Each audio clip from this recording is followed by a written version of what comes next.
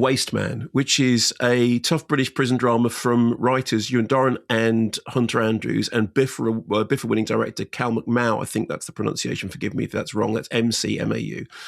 Apparently, this was originally set up as an A24 distributed film to be directed by the Safdie brothers. We were just talking about Safdies just a minute ago, but a lot has changed since then. It is now a gritty Brit pick in the tradition of films like Scum, both the TV and the film version, or Starred Up. Those productions provided early feature lead roles for Ray Winstone and Jack O'Connell, respectively. On this, one of the producers is Phil Barantini. Now, Phil Barantini, of course, Boiling Point, Adolescence. When his name is on a project, you know it's going to be worthy of attention. So the film stars David Johnson, whose credits include Rye Lane, Alien Romulus, and more recently, The Long Walk. He was last year's winner, I think, of the BAFTA Rising Star, although I think this was shot in 2024.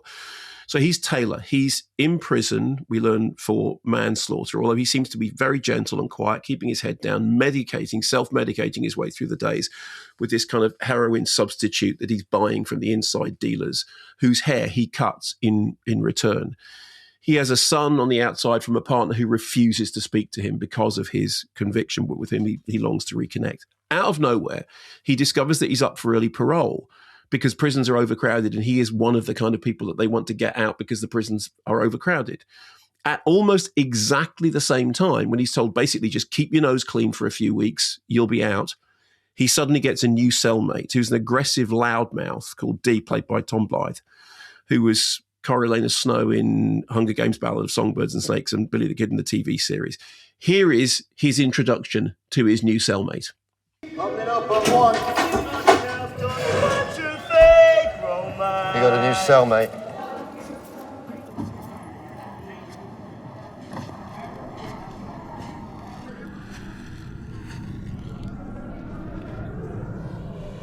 Get my in there. It's not here yet. Yeah, well, when's it gonna be there? We're 3 staff down. You'll get it when it arrives. 2 days in segment, no shower, no nothing, and you lot can't even get my shit on time. You might run riot in Aylesbury. We're not right here. Man, your pals over there take the. Oh, you want the rest, yeah?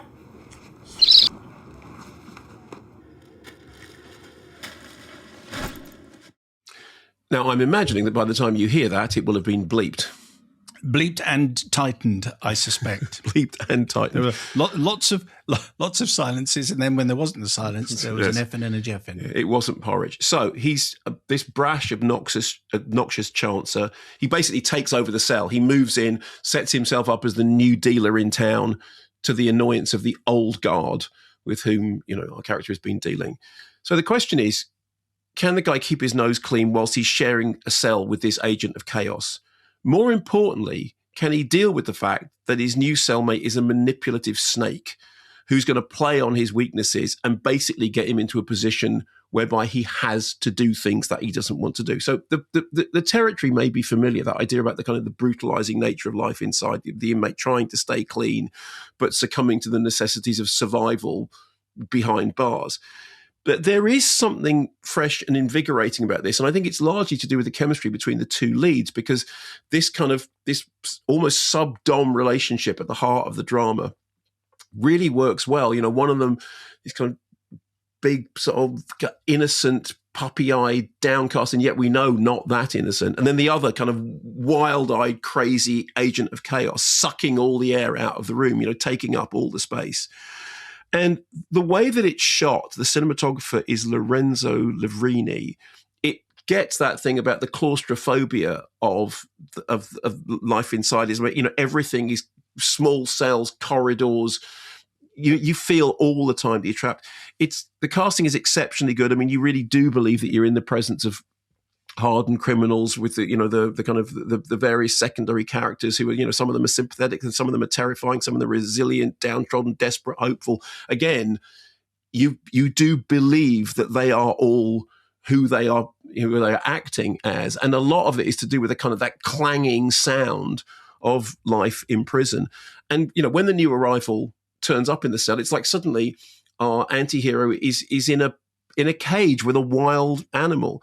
And the thing that's interesting about the film is it doesn't paint anyone with a single with a single brush. So even the hardest characters have got a sympathetic side, and even those with a softer side have the ability to be tough. I mean, it's interesting because in the third act, I was thinking about A Prophet and Prophet, which has got that really, really harrowing scene in it in which our character has to do something which he has to do in order to survive. And it's, again, that launched an acting career. I so think this is a great showcase for its stars. It's a timely reminder that the current prison system is not geared to rehabilitation. It is really geared to incarceration and just dealing minute by minute with problems. And I thought that it had, it's interesting. There have been a number of prison dramas over the years that have been great career launches. In this case, both these actors have got quite a lot of work under their belt, but it is a really good showcase for them. I know it was a tough and engrossing drama in a genre in which it is possible to fall into cliche, and I didn't think this did.